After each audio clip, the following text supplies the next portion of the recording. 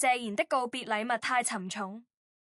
，Lucas 被迫提前長大，像柏茲躲在幕後偷偷抹淚也要撐住。手機屏幕上跳出一條推送的時候，林姐正在廚房裡給女兒熱牛奶。她隨手挖開，看見謝賢的名字和 Lucas 並排出現在熱搜第一的位置，只尖讀了一下。這個伴隨了她整個少女時代的名字，那個永遠戴着墨鏡、說話帶着玩世不恭拖腔的四哥，終究算是走到了故事的終點。他沒有急着點進去看詳情，只是看着評論歐里那個被頂到最高的提問：17歲的 Lucas 能扛得住嗎？謝賢走的那天，香港下了點小雨。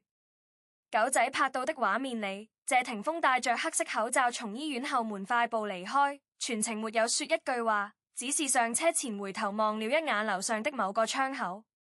而像柏茲的社交賬號在那天異常安靜，既沒有發文悼念，也沒有任何配圖，只有他的工作人員在下午3點左右發了一條給簡的回覆：謝謝關心，請給家人一點空間。但正是這條看似冷漠的回應，在第二天被媒體重新解構出了完全不同的味道，因為幾乎在同一時間，有關謝賢名下信託基金的重組文件被港媒挖了出來，受益人的名字一欄，黑言寫着 Lucas 的中文大名，輿論瞬間炸了。人們原本以為謝賢留下的繪是四哥的江湖恩怨回顧，或者謝霆鋒與父親多年的父子情結盤點，又或者是迪波拉出面主持大局的豪門體面揮馬。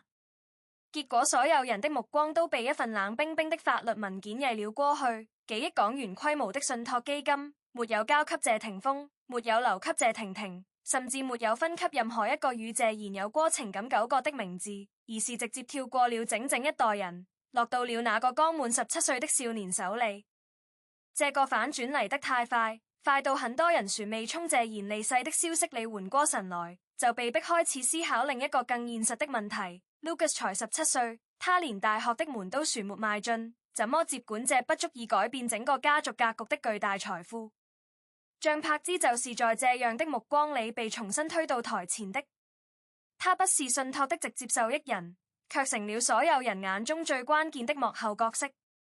媒體用操控、垂簾引證、影子操盤手這樣的詞來形容他的位置，字裡行間透着一種熟悉的看輝心態，仿佛他只是一個試圖充豪門遺產裡分一杯羹的精明前妻。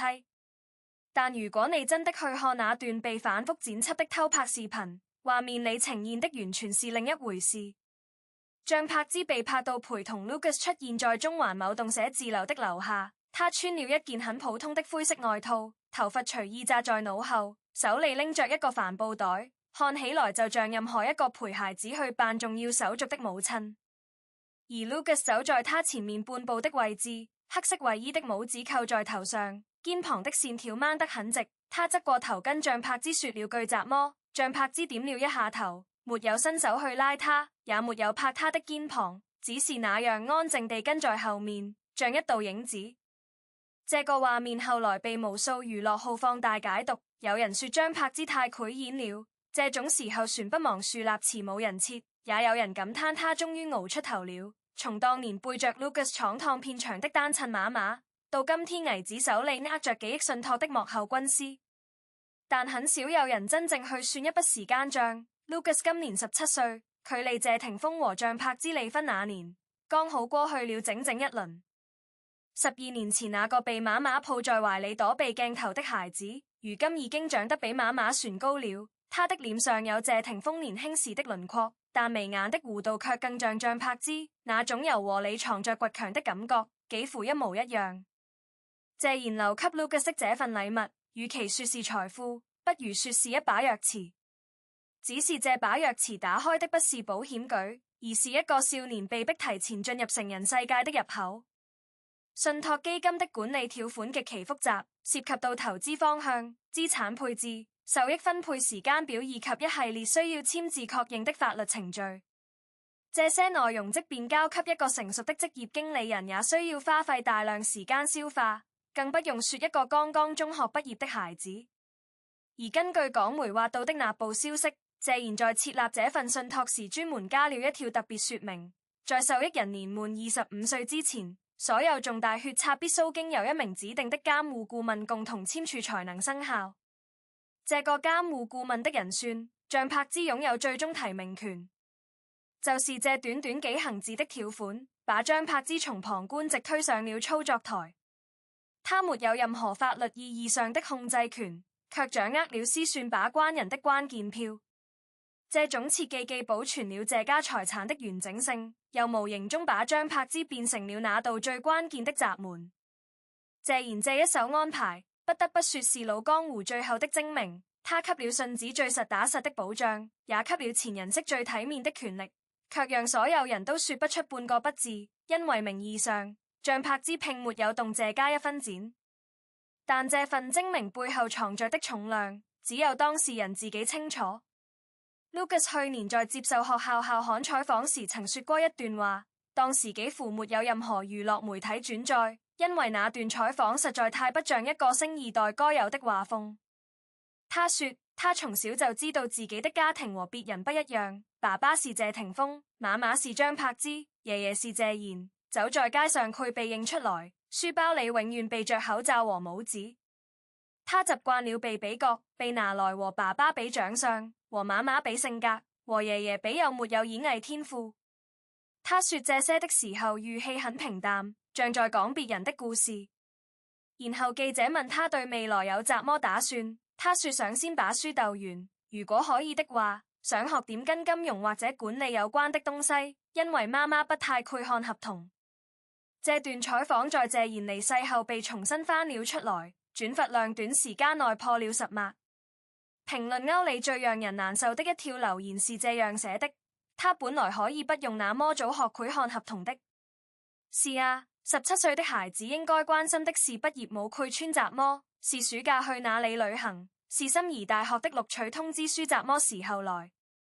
但 Lucas 坐在信託公司的會議室裡，面前攤開的是一份又一份用專業術語寫成的文件，每一頁的邊角都印着謝賢當年註冊這家信託時留下的簽名掃描件。四哥的字跡龍飛鳳舞，透着一股江湖人的洗脫，但那份洗脫的背面是留給信子的一道漫長考題。張柏芝在這個過程中扮演的角色非常微妙，他是 Lucas 最親近的人，也是謝賢精心設計下的執行樞紐，卻唯獨不是那個可以替兒子簽字的人。媒體用幕後操盤手來形容他，但從那些被拍到的畫面來看，他做的更多是陪伴和等待。Lucas 在會議室裡跟律師交談的時候，他坐在外面的走廊長椅上，有時候低頭看手機，有時候望着天花板發呆。沒有人知道他在想什麼，也苦他想起了很多年前第一次帶 Lucas 去片場拍戲的下午，孩子困了就在摺疊椅上睡着了，他坐在旁邊替他擋着太陽。情景好像沒變，只是當年他擋的是曬到兒子臉上的光，現在他擋的是剝向兒子身上的風。謝霆鋒在整個事件裡呈現出的姿態是沉默而克制的，他沒有對信託分配發表任何公開評論，也沒有對張柏芝的角色提出異議。唯一一次被媒體捕捉到的相關回應，是他被問到是否擔心 Lucas 年紀太小無法承擔這份責任時，簡短地說了一句：他是這家的孩子，他會學會的。這句話後來被解構出了很多版本，有人覺得是冷淡，有人覺得是信任，但或許最接近真相的理解是一種無奈。謝霆鋒自己18歲出道養家，在鎂光燈下完成了從叛逆少年到成熟藝人的蛻變。他知道被命運推着往前走是怎麼滋味，所以他沒有替兒子擋掉這份壓力，因為他自己當年也沒能躲過。而張柏芝的淚水之所以觸動人，恰恰因為他不是那種習慣在公眾面前流露脆弱的性格。他22歲拿影后，26歲結婚，28歲經歷分娩，30歲帶着2個孩子重新開始。每一次被推到懸崖邊，他都是用牙咬住下唇撐過來的，被拍到哭的次數屈指可數。但這次不一樣，媒體拍到的抹淚畫面發生在某次信託會議結束後，Lucas 走在前面去按電梯，張柏芝落後了幾步，以為沒人注意，抬手飛快地擦了一下眼角。就那麼1秒鐘的動作，沒有崩潰，沒有抽泣，甚至沒有低頭，只是手指在眼角掠過，像拂掉一粒灰。可他眼底的紅血絲出獄了他，那滴眼淚壓了他很久，久到他自己都以為不愧留下來了。為什麼撐不住船要叉呢？這個問題在各大論壇上被討論了上千次，答案五花八門。有人說是因為他沒有退路，Lucas 的父親有新的家庭，爺爺已經走了，姑姑遠在國外，如果他撐不住，孩子就是孤軍奮戰。有人說是因為他本來就是一個要強的性格，即便不是為了遺產，他也不愧允苦自己在危急的人生關鍵時刻掉鏈子。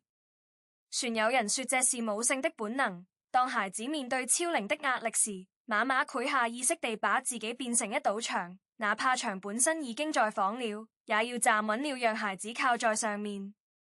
這些說法都對，但可能都漏掉了一個更私人化的角度。像柏茲比任何人都清楚，在豪門裡被看輕是怎麼滋味。他22歲嫁給謝霆鋒時，被港媒形容為麻雀飛上枝頭，離婚時又被嘲諷是豪門夢碎。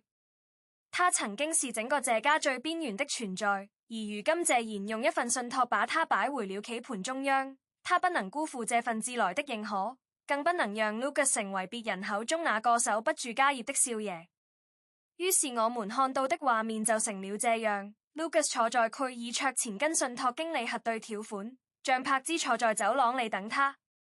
有時候蓋爾拖得很長，他就出去買2杯咖啡，一杯給兒子，一杯自己捧着暖手。他不再像早年那樣衝在前面替兒子當話筒當鏡頭，而是退到幾步之外，讓 Lucas 自己應對那些遞過來的問題。有記者問 Lucas 對未來的規劃。他答得比同齡人要沉穩苦多，說要先完成學業，然後佢按照爺爺的安排逐步了解信託的運作，希望以後能做一些有意義的事情。他說這些的時候，像柏茲就站在不遠處，沒有插話，沒有補充，只是在 Lucas 回答完後微微點了一下頭。那個點頭的幅度很小，但裡面包含的信息量很大，大概意思是你長大了，你說得對，我聽着呢。這個過程像是被按了加速鍵的成長紀錄片。Lucas 必須在一個夏天裡消化普通人可能需要10年才能接觸到的財富管理知識，同時船要面對來自外界的各種眼光。有人盯着他愧不愧揮霍，有人盯着他能不能守住，有人等着看他犯錯。而像柏茲唯一能做的，就是讓自己變成一道安靜的背景板，不蒼鏡，不越界。只在兒子需要的時候帶上一杯溫度剛好的水。他忍住不插手，比當年忍住在鏡頭前不掉眼淚船要難。謝賢在天上大概看到了這一幕。那個戴墨鏡穿皮褲的老派率哥，晚年在採訪裡提到信子的時候總是笑咪咪的。他說 Lucas 像他，不是說長相，是說那股子不怕事的勁人。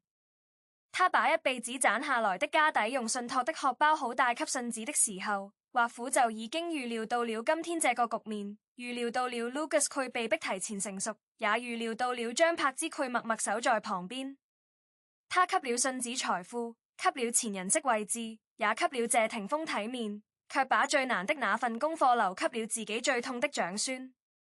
做謝家的孩子，從來都不是一件輕鬆的事。那些在評論區裡喊着羨慕 Lucas 一夜暴富的人，可能沒有想過，被幾億信託壓住人生的17歲，究竟意味着什麼？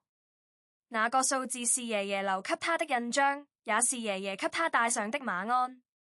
從今往後，他的每一步都要比同齡人走得更加小心，因為他腳底下踩的不只是自己的未來，船有謝家3代人攢下來的東西。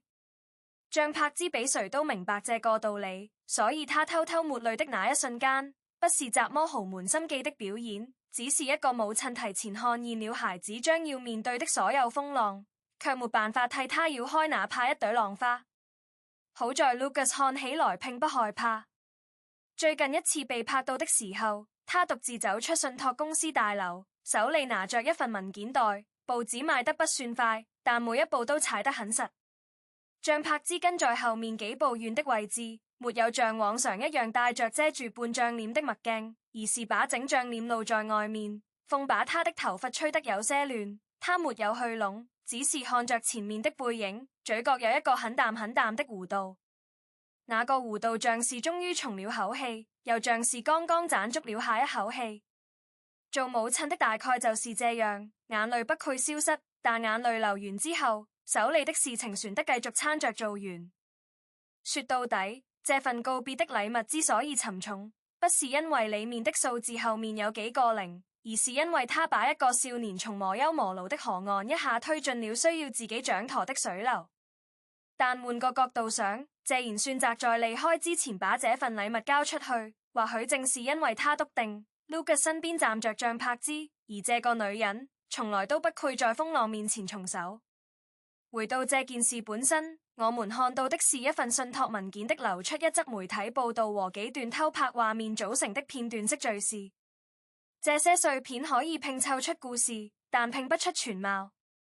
家族內部的財務安排本就屬於極私密的範疇，外界基於有限信息做出的任何定論，無論是讚美張柏芝的偉大，還是質疑他的野心，都難免失之片面。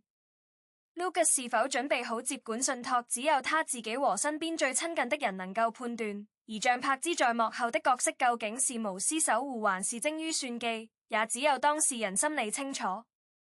作為旁觀者，我們應當意識到那些被媒體反覆渲染的淚水和反轉本質上是被剪輯過的影像切片，他們服務的是流量邏輯而非真相邏輯。謝賢的一生足夠精彩，也足夠複雜，他不應該被簡化成一份遺囑的注腳。Lucas 的未來還很漫長，一場信託風波定義不了他的人生。對於吃瓜群眾而言，保持的道德距離和清醒的判斷，或許是對所有當事人最大的善意。八卦可以成為生活的調味品，但不要讓它變成傷害他人的利器。在喧囂之外，願那個剛剛失去爺爺的少年能夠按照自己的節奏長大，也願他的母親能夠在必要的時候放下重擔，讓自己喘一口氣。